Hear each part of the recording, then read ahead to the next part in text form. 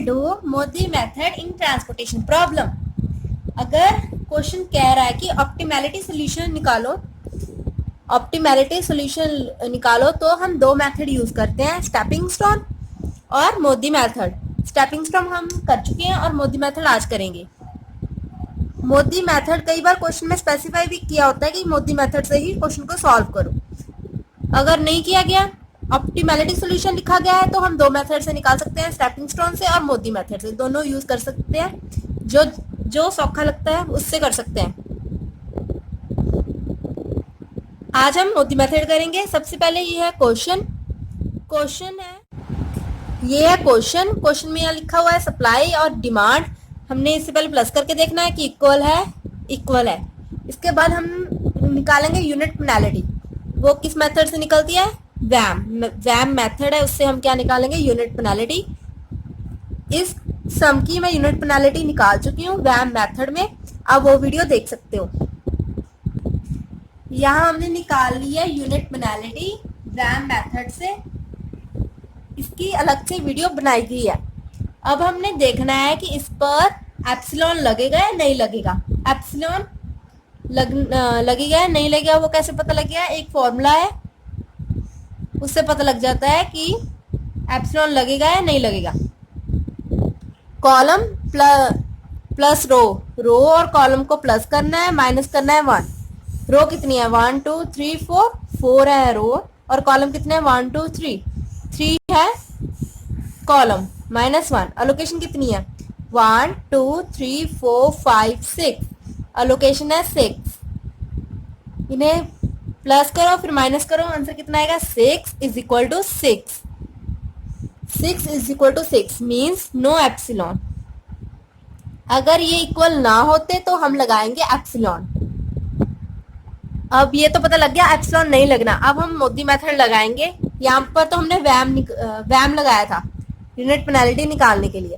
अब हम मोदी मेथड लगाएंगे। मोदी मेथड लगाने के लिए सबसे पहले हम टेबल 1 बनाएंगे। टेबल 1 के लिए हम यही टेबल कॉपी करेंगे। मैं यही टेबल कॉपी कर रही हूं।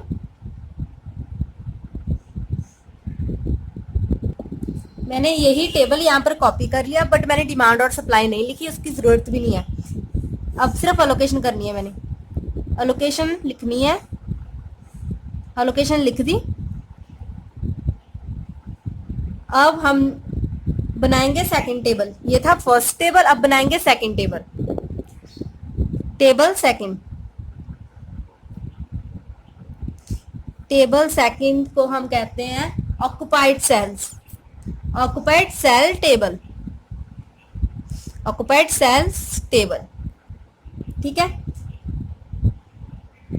अब हम सिर्फ वही कॉलम फिल करेंगे और वही सेल फिल करेंगे जो ऑक्युपाई है। जो नहीं ऑक्युपाई उसे हम क्रॉस कर देंगे। जैसे 2 को अलोकेट हुआ है 5, हम यहाँ लिख देंगे 2, और 7 को कुछ अलोकेट नहीं हुआ मीन्स ये अनऑक्युपाइड है, क्रॉस कर दो। 4 अनऑक्युपाइड है, 3 अनऑक्युपाइड है, ये वाला 3 unoccupied, 1 occupied. Occupied cell table बना रहे हैं तो हम सिर्फ वही लिख रहे हैं सेल्स जो ऑक्युपाइड है। 5 no allocation cross, 4 allocated, 7 no, 1 allocated, 6 allocated and 2 allocated. हमने टेबल बना लिया सेकंड ऑक्युपाइड सेल। फर्स्ट तो सीधा कॉपी किया, अलोकेशन कर दी देख कर ही। सेकंड ऑक्युपाइड सेल टेबल बनाया, सिर्फ वही सेल लिखे हमने जो ऑक्युपाइड थे। अब हम क्या करेंगे? इसको नाम देंगे R1, R2, R3, R4। इसकी वैल्यू हमने फाइंड करनी है। इसको नाम देंगे K1, K2, K3। हमेशा याद रखना R1 हमेशा ही 0 होता है। ठीक है। बाकी सारी वैल्यू हम निकालेंगे, फाइंड करेंगे। कैसे? इसके लिए भी फॉर्मूला है, R1 plus K1 is equal to 2। इसको प्लस करोगे तो ये आ जाएगा, इसको और इसको प्लस करोगे तो ये आ जाएगा, इसको प्लस करोगे इसके साथ तो ये आ जाएगा। ठीक है। हमने क्या लिखा? R1 plus K1 is equal to 2। वैसे ही अब हम करेंगे R2 plus K3 is equal to 1। सिर्फ ऑक्यूपाइड ले रही हूं मैं। R2 को प्लस करेंगे K3 के साथ तो हमारा क्या आएगा 1। ये भी हो गया, ये भी हो गया। अब 4 कैसे आएगा? 4 कैसे आना है? R3 plus K2, R3 plus K2। अब 1 कैसे आएगा? ये वाला R4 plus K1 is equal to 1। अब ये 6 कैसे आएगा? अगर हम R4 को प्लस कर दे K2 के साथ, R4 को प्लस कर दो K2 के साथ, ये 2 कैसे आएगा? R4 को प्लस कर दो K3 के साथ। अब इनकी वैल्यू आ जाएगी बड़ी आसानी से। R1 कितनी है? R1 क्या है? 0, तो मैंने 0 लिख दिया। K1 कितनी है? पता नहीं हमें, तो ये 2 है। अगर मैं 0 को उधर ले जाऊं, इधर सिर्फ K1 रह गया, 0 को मैं उधर ले गई, 2 minus 0 is equal to K1 is equal to 2। K1 कितनी आई? 2। R2 कितनी है? पता नहीं। K3 पता नहीं अभी। R3 पता नहीं। K2 भी पता नहीं। R4 पता नहीं, ये भी नहीं पता।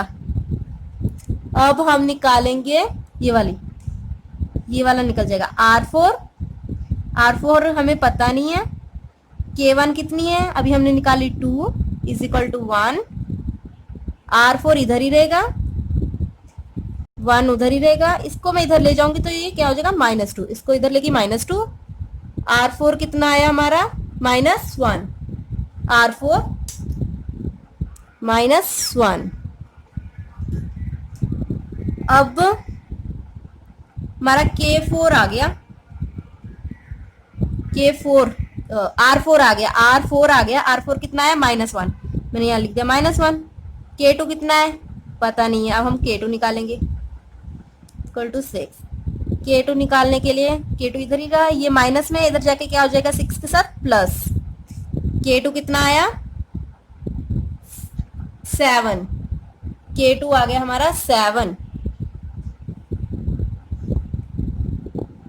अब ये सॉल्व कर लेते हैं, ये वाला। R4 कितना है हमारा? -1। K3 हमें पता नहीं, ये है 2।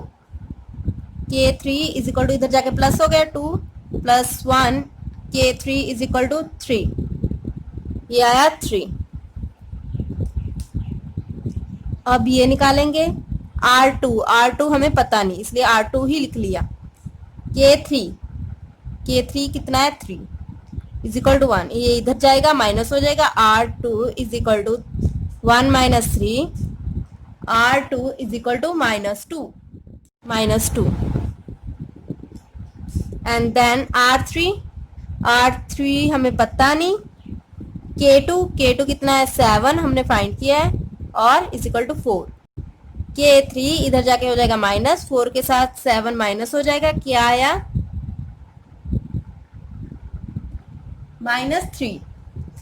R3 हमारा आया -3। अब हमने ये ऑक्युपाइड सेल टेबल की वैल्यूज निकाल ली।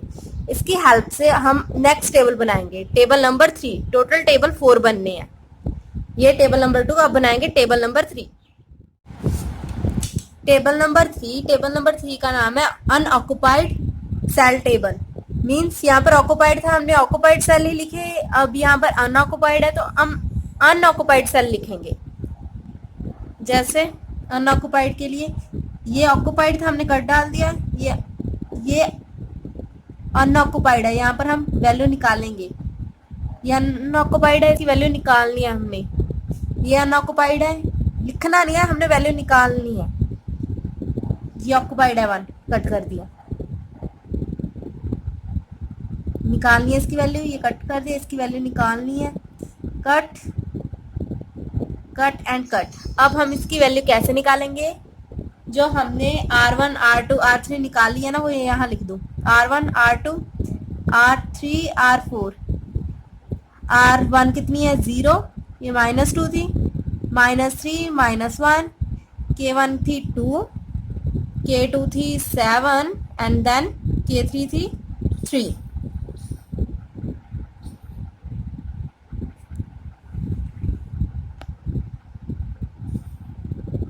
अब हम ये अनऑक्युपाइड सेल्स की वैल्यू निकालेंगे। निकालने के लिए ये वैल्यू कैसे निकलेगी, अगर हम R1 प्लस K2 को प्लस कर दे तो इसकी वैल्यू आ जाएगी। ठीक है, R1 कितनी है 0, K2 कितनी है 7, 0 प्लस 7 7, इसकी वैल्यू कितनी है 7। इसको और इसको प्लस कर दो तो क्या आएगी, इसकी वैल्यू 3। इसको और इसको प्लस कर दो, साइन माइनस का है मीन्स माइनस हो जाएगा, इसकी वैल्यू आएगी 0। इसको और इसको प्लस कर दो, ये माइनस का साइन है माइनस हो जाएगा, तो 7 माइनस 2 5। अब हम करेंगे इसको और इसको प्लस, जैसे R3 plus K1 is equal to ये R3 कितना -3 और ये 2 प्लस माइनस माइनस माइनस 1, इसका आंसर -1। ठीक है, इन दोनों को प्लस माइनस करो, करना प्लस है, साइन माइनस का इसलिए हम माइनस कर रहे हैं 0।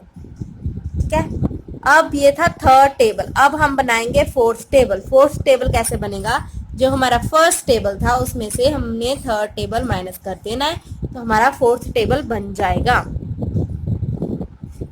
फर्स्ट टेबल में से थर्ड टेबल, फर्स्ट में से थर्ड मीन्स इस टेबल में से ये टेबल माइनस कर देना है, जगह ये वाली खाली ही रखनी है, इसमें से ये माइनस कर दो।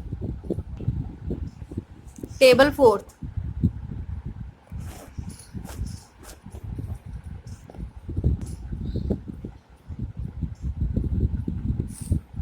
अनऑक्युपाइड सेल्स को, अनऑक्युपाइड टेबल बनाया था ना, अनऑक्युपाइड सेल टेबल, उसको माइनस करना है। उसमें हमने जो क्रॉस डाला था वही क्रॉस यहाँ पर डाल देना है, अनऑक्युपाइड टेबल को माइनस करना है। फिर फर्स्ट में से थर्ड माइनस कर रहे हैं अब हम।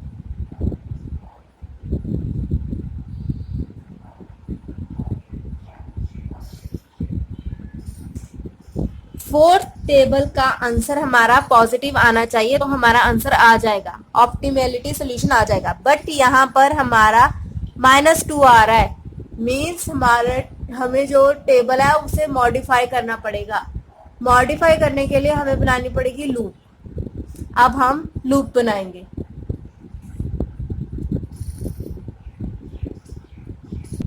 लूप यहां से बनेगी, मीन्स D2 की सेकंड कॉलम है D2 और रो है D2 की सेकंड रो। हम ओरिजिनल टेबल पर जाएंगे, जो हमारा टेबल नंबर 1 था, टेबल नंबर 1 पर आ गए। D2 की सेकंड रो मीन्स यहाँ पर हमारा -2 आ रहा है। अब हम यहाँ से लूप बनाएंगे। लूप बनाने के बाद हम मॉडिफाई करेंगे। लूप कैसे बनती है, जहां से हमने स्टार्ट किया हमने वहां पर ही पहुंचना है, और हमने अपना रास्ता ऐसे कवर करना है कि हम अलोकेशन वाले सेल पर ही रुकें। जैसे 3 से 1 1 है अलोकेटेड, हम 1 पर रुके, 1 से 2 2 पर रुके, 2 से 6 6 से 3, ये अलोकेटेड है। ठीक है, अगर हमने 1 से 2 और 2 से 1 जाना होता तो हमने सीधा ऐसे जाना था, फिर 6 को इंक्लूड नहीं करना था।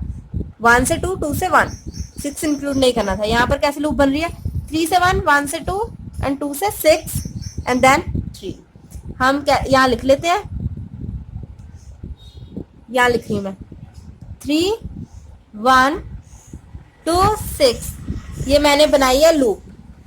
यहाँ पर कुछ नहीं है, यहाँ पर क्या लोकेटेड हो रहा है 8, यहाँ पर हो रहा है 10 और यहाँ पर हो रहा है 2। इसको हम लिखते हैं प्लस, इसको हम लिखते हैं माइनस, इसको प्लस, इसको माइनस, ऐसे चलता रहता है, plus minus plus minus plus minus plus minus. अब हमने देखना है माइनस वालों में से माइनस के साइन हटाकर सबसे छोटा क्या है। माइनस क्या है, यहाँ पर 8 है और 2 है। माइनस के साइन हटा दो, अब देखो सबसे छोटा क्या है। माइनस के साइन हटा दो, सबसे छोटा क्या है 2। 2 उठा लिया, 2 यहाँ लिख देना है। इस पे 2 प्लस होगा, इसमें 2 माइनस होगा, इसमें 2 प्लस होगा, इसमें 2 माइनस होगा। ठीक है, क्या क्या आंसर आएगा, 3 को अलोकेटेड हो जाएगा 2, और 8 को मतलब 1 को क्या होगा, 1 को अलोकेटेड हो जाएगा 6, एंड इसको अलोकेटेड हो जाएगा 2 को, पहले 10 था अब हो जाएगा 12, और 6 को 2 माइनस 2 0, बट हमने 0 नहीं लिखना, मीन्स इसको खाली छोड़ देना, इसको कोई कुछ नहीं अलोकेटेड हुआ, कुछ अलोकेटेड नहीं हुआ, चाहे 0 ही आ रहा है, हमने 0 नहीं लिखना। हमारी लूप मॉडिफिकेशन होगी, टेबल में मॉडिफाई हो गया।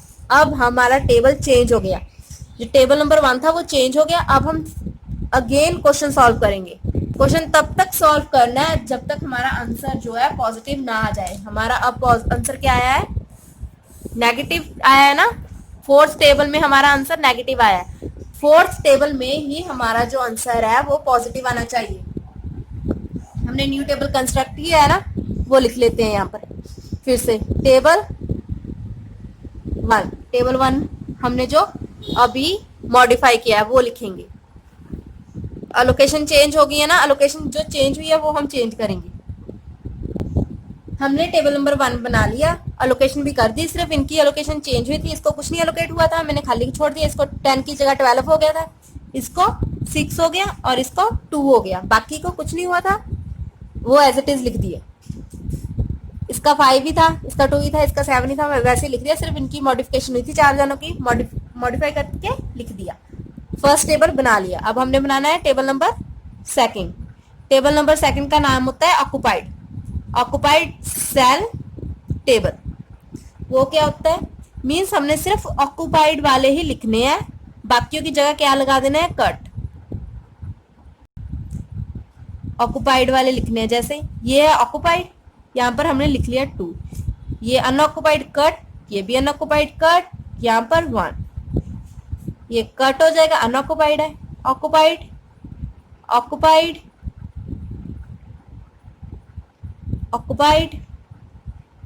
And occupied. अब हम इसके बाद निकालेंगे वैल्यूज। वैल्यू किसकी, R1 R2 R3। अगर हम फर्स्ट टेबल दोबारा से बना रहे हैं तो हमने ये चेक करना है कि वो लगेगा, एप्सिलॉन लगेगा या नहीं लगेगा। फॉर्मूला यहाँ पर लगा के देखना है, पहले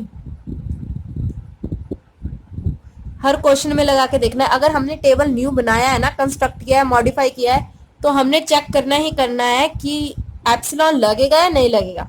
रो कितनी है, R से रो 1 2 3 4, रो है 4, कॉलम कितने हैं 1 2 3, कॉलम है 3 -1, अलोकेशन कितने हैं 1 2 3 4 5 6, मीन्स एप्सिलॉन नहीं लगेगा।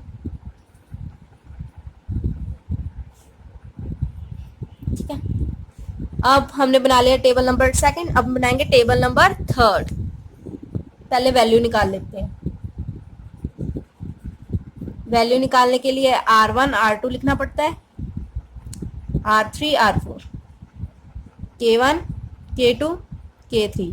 हमेशा R1 की वैल्यू 0, इसको और इसको प्लस करेंगे तो ये आएगा R1 plus K1 is equal to 2, means 0 plus K1 is equal to 2, K1 is equal to 2 लिख लिया। अब निकालेंगे ये वाला 3 कैसे आएगा, 3 आएगा R2 प्लस K2 को प्लस करके, इसकी दोनों की वैल्यू हमें पता नहीं, R1 की R2 की भी पता, K2 की भी नहीं पता, ये ऐसे छोड़ देंगे अभी हम। अब निकालेंगे R4 plus K1 is equal to 1। R4 पता नहीं हमें, इसलिए ऐसे लिख दिया, K1 2 है और इज इक्वल टू 1, K4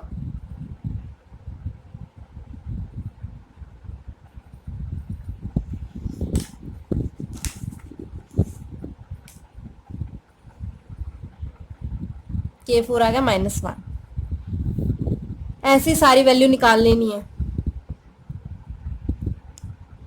इसको और इसको प्लस करना है तो हमारा आएगा 2, इसको और इसको प्लस करेंगे तो हमारा आएगा 2। जैसे कि R4 plus K3, R4 plus K3 is equal to 2, that's -1 plus, इधर जाके प्लस हो गया,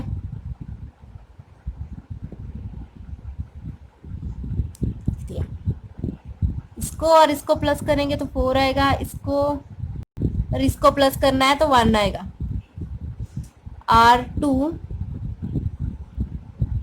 plus K3, R2 plus K3, R2 plus K3 is equal to 1।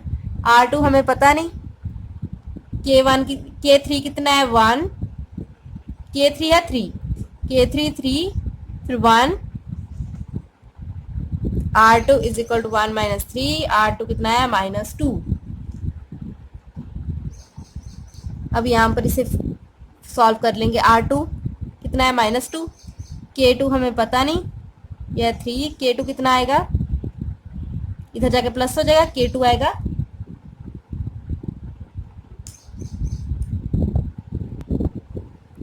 5, ये यहाँ पर लिख लिया, 3 + 2 5, इन दोनों को प्लस करेंगे, R3 plus K2 is equal to 4, R3 पता नहीं, K2 है 5, R3 कितना आया -1। अब हमने सारी वैल्यू निकाल ली है। अब हम इसकी हेल्प से अनऑक्युपाइड सेल्स की वैल्यू निकालेंगे। हमने अभी तक क्या किया, ऑक्युपाइड टेबल बनाया है और वैल्यू फाइंड की R1 R2 की। अब हमने फाइंड करना है टेबल नंबर 3 जिसका नाम होता है अनऑक्युपाइड। अनऑक्युपाइड के लिए हम वैल्यू फाइंड करते हैं अनऑक्युपाइड सेल्स की।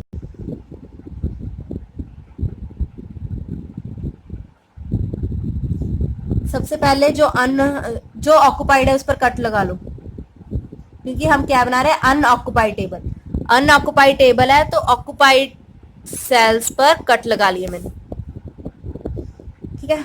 अब हमने वैल्यू फाइंड करनी है। सबसे पहले लिख लेंगे R1 कितना था हमारा 0, R2 था हमारा -2, R3 था -1 देन -1, K1 था 2, K2 था 5, K3 था 3। अब हम इन दोनों को प्लस करेंगे, 2 प्लस -2 क्या हो जाएगा 0। इन दोनों को प्लस करेंगे, साइन माइनस का है, माइनस हो जाएगा, कितना आंसर आएगा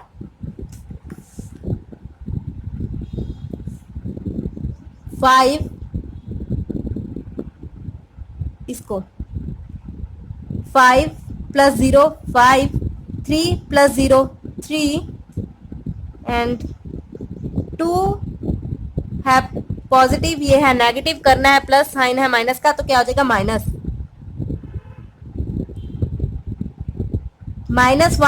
+ 3 मीन्स 2, -1 + 5 मीन्स 4।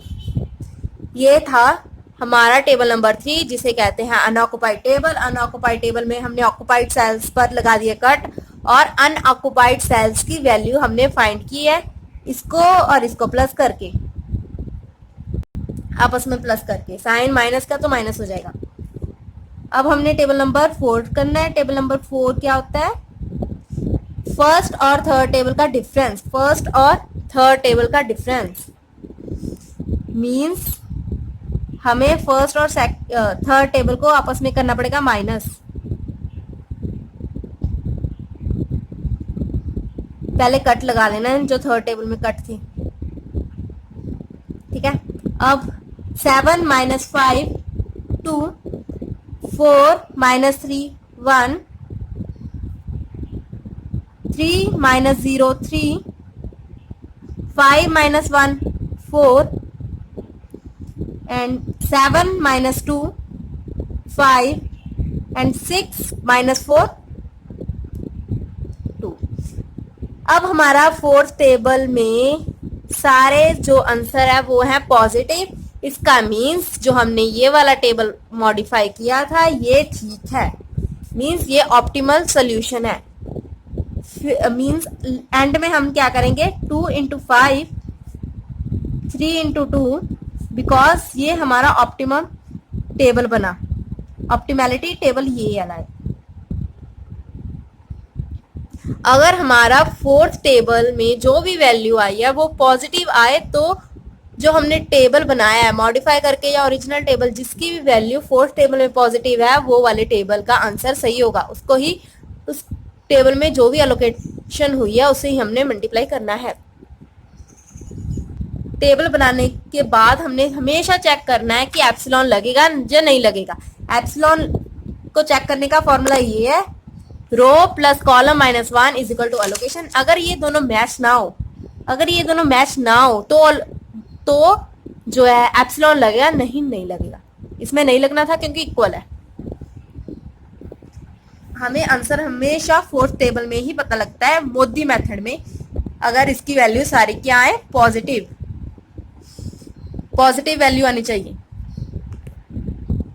एक और बात, हमने पहले जो टेबल बनाया था लास्ट टाइम, फोर्थ टेबल ये वाला बनाया था ना, इसमें -2 है। अगर इसमें दो चीजें आ जाती, -2 आ जाता और -6 आ जाता, मीन्स एक नेगेटिव की बजाय दो नेगेटिव आ जाते, तो हमने हमेशा जो है सिलेक्ट करना है लीस्ट सिलेक्ट करना है। मीन्स इसमें फिर -6 सिलेक्ट होगा।